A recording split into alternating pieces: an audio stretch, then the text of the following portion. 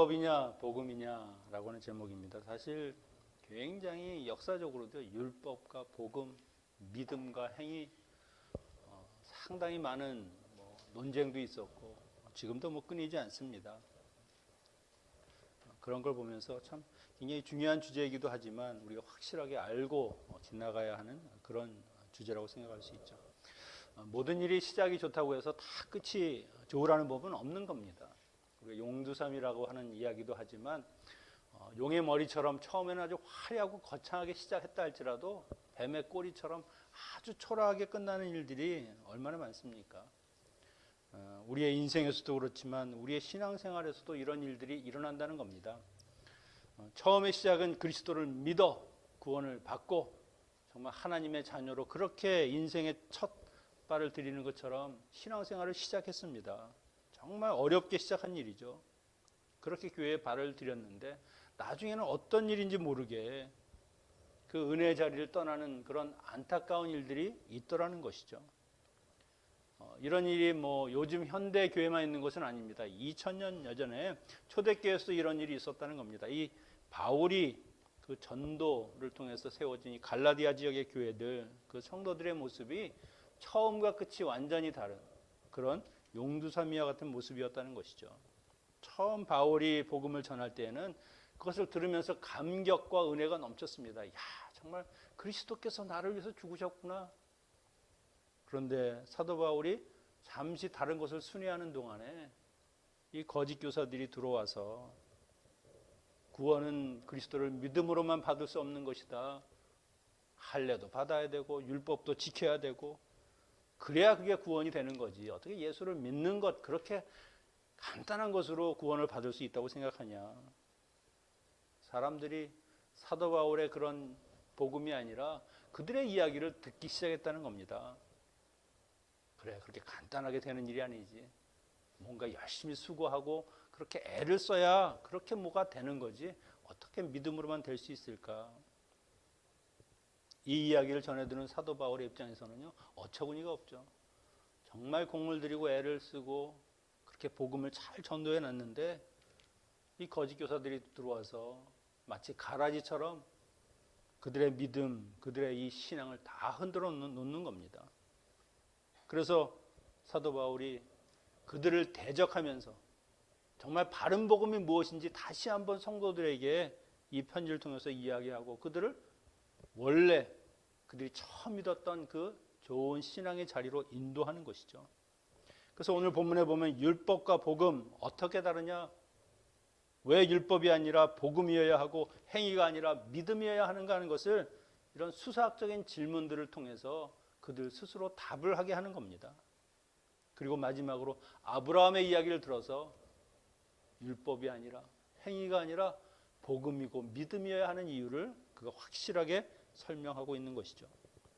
우리도 한번 이런 말씀을 통해서 다시 한번 복음 그리고 나의 믿음 이것에 대해 좀 확실하게 정립하는 그런 시간이 되기를 바랍니다. 1절에 보면 어리석도다 갈라디아 사람들아 예수 그리스도께서 십자가에 못 박히신 것이 너희 눈앞에 밝히 보이거늘 누가 너희를 깨더냐. 어리석도다 아주 강한 책망입니다. 이것은 죄를 지은 그 거짓 교사들에게 속아 넘어간 그 자체보다도 분명히 너희는 분별할 수 있는 그런 능력이 있고 무엇이 옳은지 나쁜지를 충분히 판단할 수 있는데 마치 최면에 걸린 것처럼 그런 간단한 거짓말을 분별하지 못하고 그렇게 속아 넘어갈 수가 있느냐.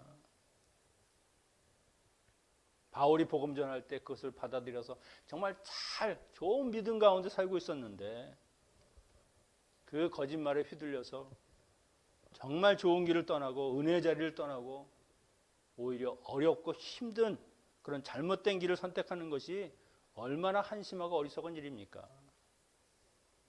그들이 받아들인 복음은요, 십자가의 복음, 은혜의 복음이라고 하는 겁니다. 주님이 자기들을 대신해서 죽으심으로 죄와 사망과 모든 억압으로부터 자유하게 되신 그 은혜, 그 은혜를 누리고 사는 것이죠. 이보다 더 좋은 것이 어디 있습니까? 그런데 그 좋은 것을 걷어차고 자기들이 지키지도 못할 그 율법을 따라서 내가 살아보겠다. 율법을 통해서 내가 한번 의로운 자가 한번 되어보겠다고 하는 그런 참 이해할 수 없는 삶을 선택하게 된 겁니다. 사람은 얼마나 내가 복받고 사는지를 잘 모르고 살 때가 굉장히 많습니다. 내가 있는 곳이 얼마나 좋은 곳인지, 내가 지금 얼마나 많은 것을 누리고 사는지를 그걸 잘 모르고 산다는 것이죠. 알면 절대 그런 장소를 벗어나지 않습니다. 나가라고 해도 끝까지 버티겠죠. 내가 어떻게 이런 복을 딴 데 가서 받나? 여러분, 우리 성도님들도요, 복받고 사는 사람들입니다. 여러분이 지금 부족하다고 느끼는 것, 뭐 삶의 여러 가지 형편들도 보면 그렇게 살아가는데 중요하지 않은 것들일 수 있다는 거예요. 그것이 없어도 사는데 문제가 없다는 겁니다. 심리적으로 없으니까 더 찾게 되고 갖고 싶어 하고, 그것이 없으면 내가 죽을 것 같이 생각이 되는 것이지, 그것이 없어도 살 수 있다는 것이죠. 돌아보면 이미 우리는요, 다 채워져 있습니다. 다 가지고 있습니다. 다만 내가 부족하다고 생각하는 그것이 문제죠. 신앙도 마찬가지입니다. 우리 주 예수 그리스도 그 십자가의 은혜를 우리는 지금 누리고 있는 사람들이죠. 복음을 통해서 죄에서 구원받고 영원한 생명을 선물로 받은 사람들입니다. 인간의 가장 중요한 문제, 바로 그 죄의 문제, 영생의 문제, 이것을 십자가에서 해결받은 사람이라는 것이죠. 일반 사람들은 전혀 누릴 수 없는 최고의 복을 누리고 있음에도 우리가 그 감흥이 별로 없다는 겁니다. 그만큼 중요하게 생각하지 않는다는 것이죠. 여러분, 십자가의 복음은 놀라운 겁니다. 우리에게 가장 중요한 생명, 내 전 인생뿐만 아니라 내 죽음 이후의 모든 생애도 책임져주는 그런 복음이라고 하는 것이죠. 그래서 이 자리는 절대 떠날 수 없고 포기할 수 없다는 겁니다. 가치를 모르니까 누가 한마디 하면 혹해서 그냥 그 말에 휩쓸려 가는 것이고, 누가 뭐라 하면 그냥 흔들흔들 걸리는 것이고,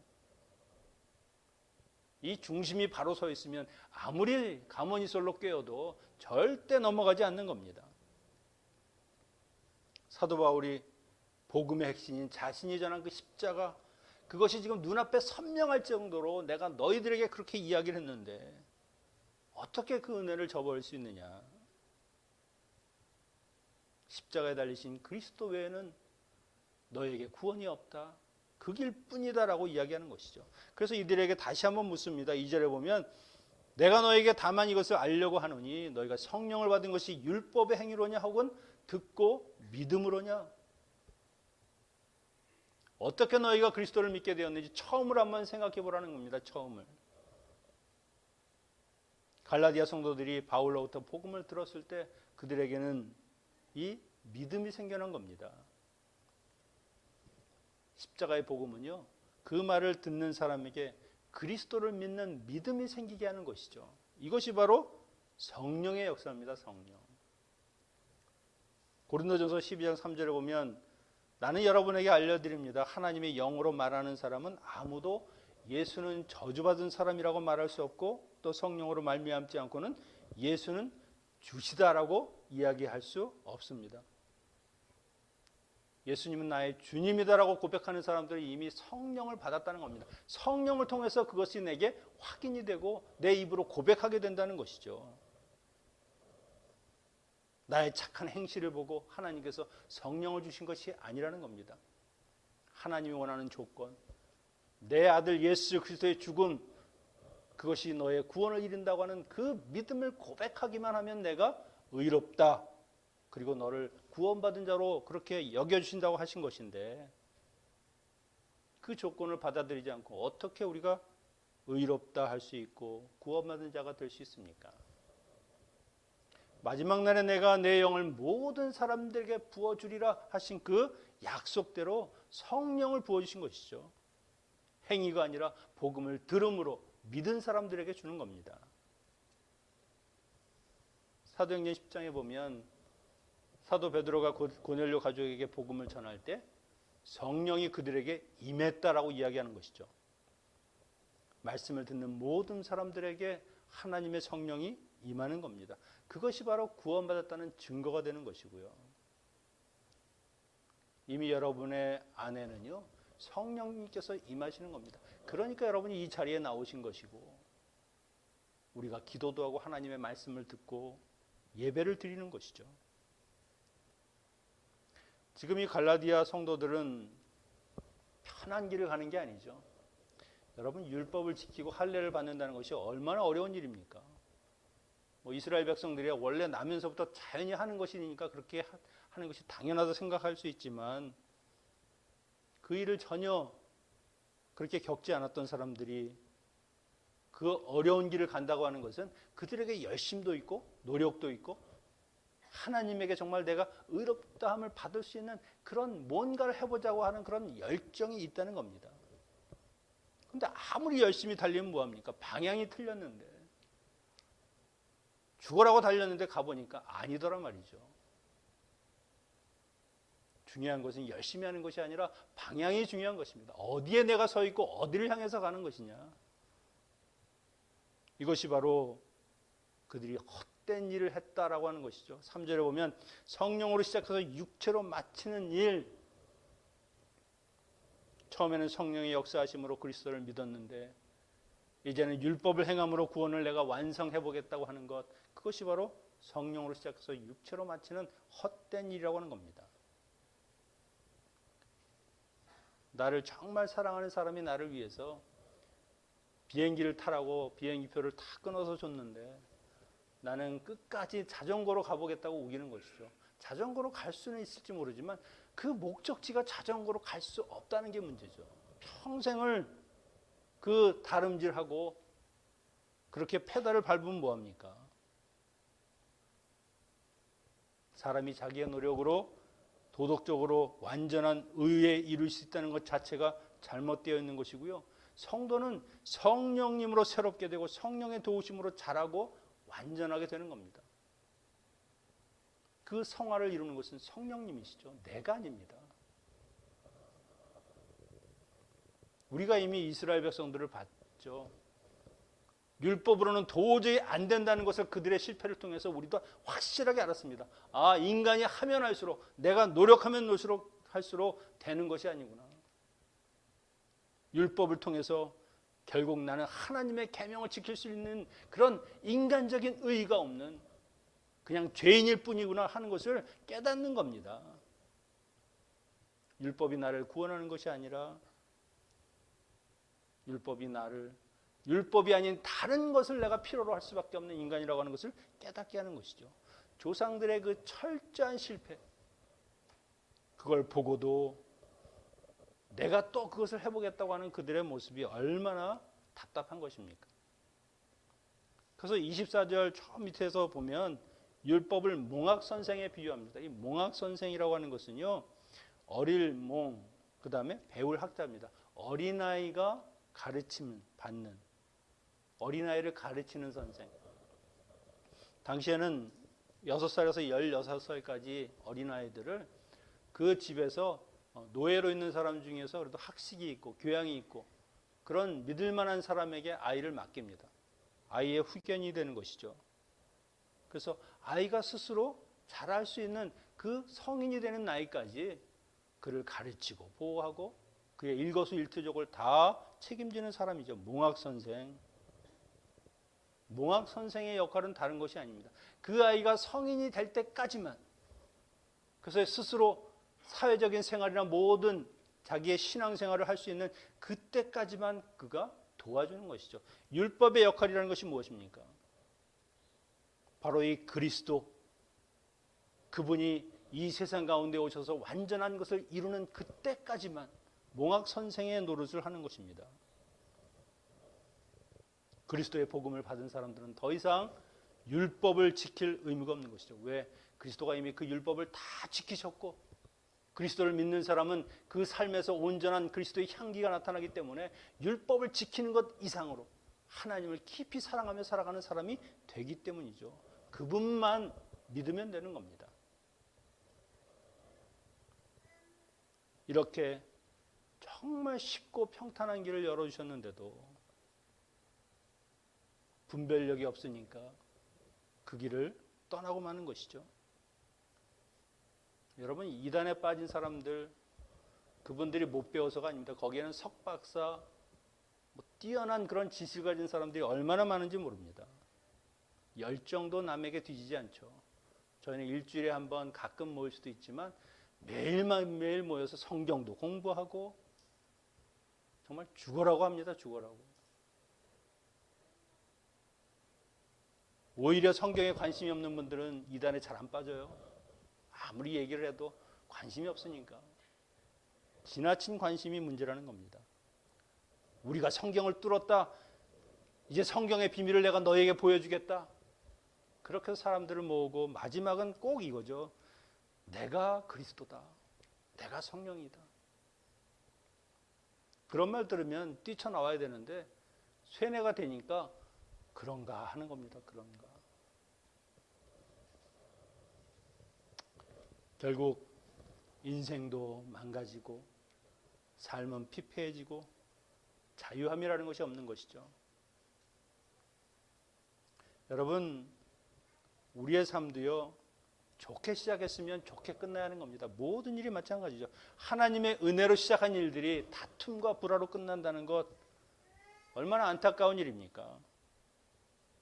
시작과 끝이 같거나 더 좋게 마치려면 바른 복음 안에 살면서 하나님과 온전한 관계를 맺어야 하는 것이죠. 그러면 모든 것이 헛되지 않고 주님이 열매 맺으시는 그런 삶이 되는 것입니다. 갈라디아 교회 성도들은 얼마나 많은 수고를 했습니까? 이방인으로 그리스도를 믿는다는 것 때문에 유대인의 지탄도 받고 박해도 받고 멸시천대까지 받았습니다. 그런 과정을 거쳐서 이제 복음을 받아들이는 때까지 이르렀는데 다시 돌아간다는 것은 결국 그동안 모든 수고가 헛수고가 되는 것이죠. 여러분은 잘 모르겠지만 우리도 이 자리까지 오면서 얼마나 많은 시간들 위기와 시련을 겪었습니까? 이 세상을 살면서 하나님을 믿는다는 것이 쉽지 않죠. 세상적인 지식으로 보면 잘 이해가 되지 않고 그것을 꼭 믿어야 하는 생각이 들 수도 있죠. 기회는 또 얼마나 적습니까? 하나님을 믿을 수 있는 기회가 많지 않다는 겁니다.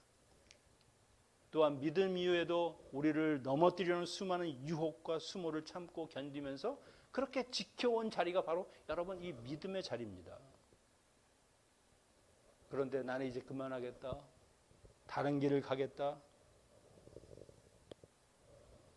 다른 거는 그만둬도 괜찮아요.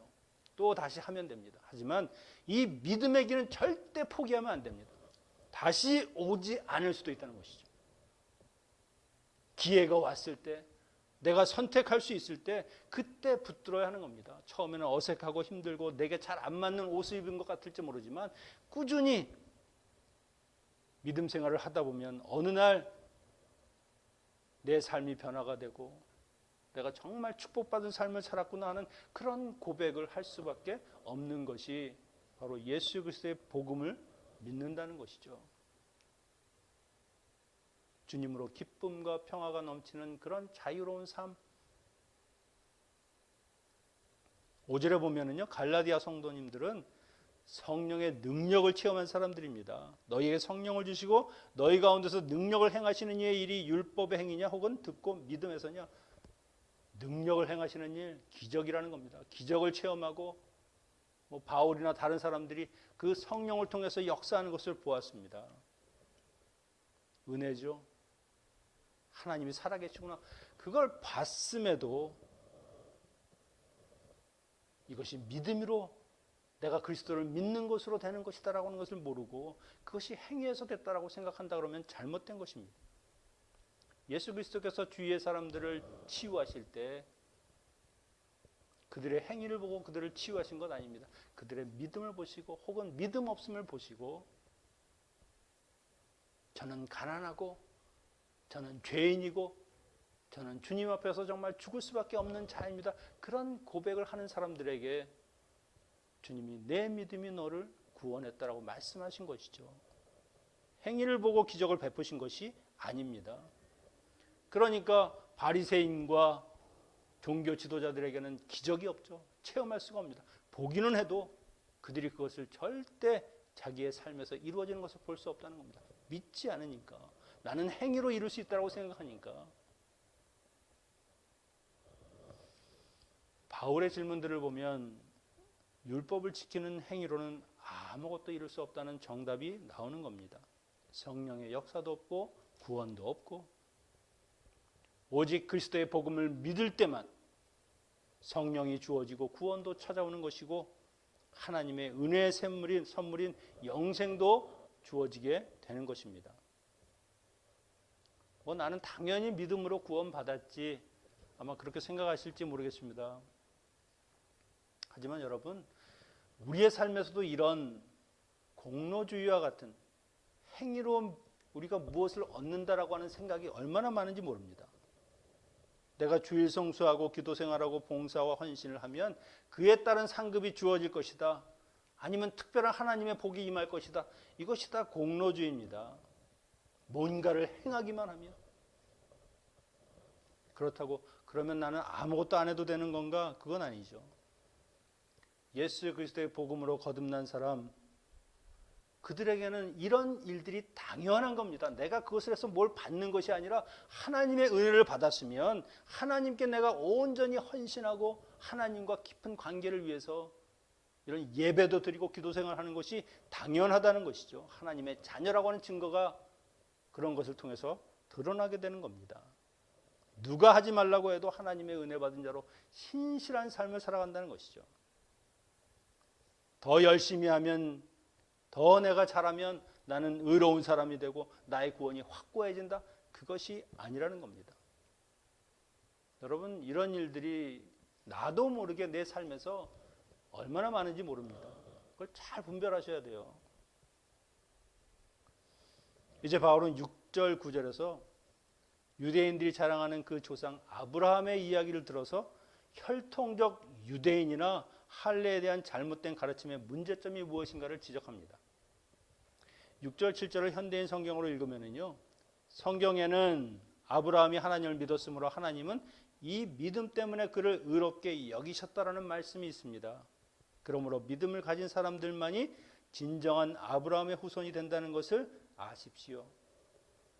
유대인들에게 있어서 깨지지 않는, 정말 부서지지 않는 단단한 그런 막 같은 것이 있습니다. 우리들은 아브라함의 후손이다. 그 아브라함이 하나님으로 받은 복, 그것은 나에게 그대로 주어지는 것이다. 왜? 나는 혈통적으로 아브라함의 후손이니까. 이 믿음은 절대 깨트려도 깨트려지지 않는 겁니다. 그것이 자기의 선민 사상이고요. 그것이 이방인들과 구별되는 자기의 삶의 정체성이고요. 그런데 그것이 그들로 하여금 오히려 믿음에서 떨어지게 만드는 것이죠. 아브라함이 육체적으로는 이스라엘의 시조인 것이 맞습니다. 그렇다고 해서 아브라함이 받은 그 복을 그 후손들만 받는 것은 아니죠. 거짓 교사들이 주장하는 것이 무엇입니까? 너희도 우리의 조상 아브라함처럼 할례를 받아야 그 하나님의 약속과 축복을 너희가 누릴 수 있다. 그런데 바울은 다르게 이야기하는 겁니다. 아브라함이 할례를 받아서가 아니다. 그가 하나님의 말씀을 듣고 그리고 그가 믿음에 순종을 했기 때문에 하나님께서 그것을 보고 의롭게 여기신 것이지, 그가 행위로 언제 할례를 받았다고 하나님이 그를 의롭다 하신 적이 있느냐. 오히려 예수 그리스도를 믿음으로 고백하는 사람들이 아브라함, 그 믿음의 조상인 아브라함의 영적 후손들, 바로 믿음의 후손들이 되는 것이다. 그러니까 그 아브라함이 받은 그 축복을 너희가 받는 것 아니냐. 그 증거로 이야기하는 것이 8절 9절이죠. 또 하나님이 이방을 믿음으로 말미암아 의로 정하실 것을 성경이 미리 알고 먼저 아브라함에게 복음을 전하되 모든 이방인이 너로 말미암아 복을 받으리라 하였느니라. 그러므로 믿음으로 말미암는 자는 믿음이 있는 아브라함과 함께 복을 받느니라. 여러분, 할례와 믿음 어느 것이 먼저입니까? 믿음이 먼저입니다. 믿음은 창세기 15장 6절에 아브라함이 여호와를 믿으니 여호와께서 이를 그의 의로 여기셨다. 할례 이야기는 17장 이후에 나옵니다. 좀 길지만 제가 7절에서 11절 한번 읽어드릴게요. 내가 내 언약을 너와 너 및 대대 후손 사이에 세워 영원한 언약을 삼고 너와 내 후손의 하나님이 되리라. 내가 너와 내 후손에게 내가 거류하는 이 땅 곧 가나안 온 땅을 주어 영원한 기업이 되게 하고 나는 그들의 하나님이 되리라. 하나님이 또 아브라함에게 이르시되 그런즉 너는 내 언약을 지키고 내 후손도 대대로 지키라. 너희 중에 남자는 다 할례를 받으라. 이것이 나와 너희와 너희의 후손 사이에 지킬 내 언약이니라. 너희는 표피를 베어 버리라. 이것이 나와 너희 사이에 언약의 표징이 되리라. 표징, 표시, 증표가 된다는 겁니다. 할례 받기 전에 이미 하나님께서는 그의 믿음을 보시고 의롭다 여겨주시고요. 그리고 나서 그 언약에 대한 표징, 표식, 사인으로 할례를 하라고 명령하신 것입니다. 여러분, 아브라함은 행위로 하나님의 언약을 받고 하나님의 복을 받은 것이 아니라는 것이죠. 율법은 지금 이 일이 있은 지 430년 뒤에 출애굽하고 나서 시내산에서 아브라함과 그 자손들이 언약을 맺은 뒤에 하나님과 언약을 맺은 뒤에 모세를 통해서 주어진 겁니다. 430년 뒤에. 절대 행위가 아니라 믿음이어야 한다는 것이죠. 행위 언약과 은혜 언약이라는 말을 쓰는데 율법은 율법을 지킴으로써 그 언약이 유지되는 행위 언약입니다. 하지만 내 행위가 아니라 하나님의 은혜로 예수 그리스도께서 피 흘려 죽으심으로 세우신 은혜 언약을 따라서 주를 믿으면 아브라함에게 주었던 그 복을 함께 누리는 자가 되는 것이죠. 그래서 은혜라고 하는 겁니다. 여러분이 은혜라고 하는 것은요, 기독교만이 갖고 있는 아주 독특한 것입니다. 다른 종교나 유대교에 이런 은혜라고 하는 것이 없습니다. 오히려 내 자력으로 자력 구원을 하는 것이고 내가 돌을 닦고 내가 뭘 해서 뭘 얻는 것이지 전적으로 하나님께서 그들에게 선물로 그렇게 주시는 것은 기독교만이 갖고 있는 것이라는 것이죠. 여러분, 인간은 절대 자기가 무엇을 해서 얻을 수 없는 사람들입니다. 하나님이 선물로 주실 때만 우리가 받을 수 있는 것이고 누릴 수 있는 것이죠. 아브라함의 후손은 누구입니까? 혈통적인 유대인들이 아니라 이제는 그 믿음을 이어가는 사람들, 그 믿음의 후손인 그 성도들, 그리고 그 교회들이 바로 아브라함의 영적인 후손이죠. 하나님이 그것을 보시고 이미 성경에서 그에게 복을 준 것은 이 믿음의 후손들에게 복을 준 것이지 혈통적인 그 이스라엘 백성들, 율법을 지키는 행위만을 강조하는 그 사람들에게 허락한 것이 아니라는 것입니다. 여러분, 우리는 이미 성령님을 통해서 거듭난 자로 구원받은 자가 되었습니다. 출발은 너무 좋습니다. 정말 여러분, 이 엄청난 기회를 우리가 잡았다는 것이죠. 문제는 내가 이 땅에서 죽는 날까지 이 은혜의 자리를 지키고 우리가 견디고 버텨야 한다는 겁니다. 다른 세상의 어떤 말이나 유혹이나 어떤 시련이 올지라도 우리가 절대 포기하지 말아야 하는 그 단 하나는 예수 그리스도를 믿음으로 우리가 구원받았다는 그것이죠. 이 축복을 잊어버리고 성령으로 시작했는데 육체로 마치는 그런 불행한 일은 있어서 안 되는 겁니다. 끝까지 믿음으로 하나님의 말씀에는 순종하는 자녀가 될 때 아브라함에게 허락하신 그 모든 복을 받아 누리는 구원받은 성도로 이 세상에서든지 죽음 위에 하나님의 나라에서도 영원한 생명, 그 축복을 누리시는 우리 모두가 되시기를 축원합니다. 기도하겠습니다. 아버지 하나님, 우리가 받은 은혜는 바다와 같이 많은데 과연 우리는 이 은혜를 얼마나 소중하고 얼마나 가치 있게 생각하고 사는지 다시 한번 생각하게 하여 주시옵소서. 오직 하나님만이 우리에게 허락하신 예수 그리스도 그 십자가의 복음만이 우리의 구원이 됨을 믿으며 행함이 아니요 어떤 인간적인 노력이나 행위가 아니라 하나님께서 은혜로 선물로 주신 것임을 믿고 온전히 하나님과 신실하게 정말 순종하는 삶을 살아가는 저희들 되게 하여 주시옵소서. 예수님의 이름으로 기도하옵나이다.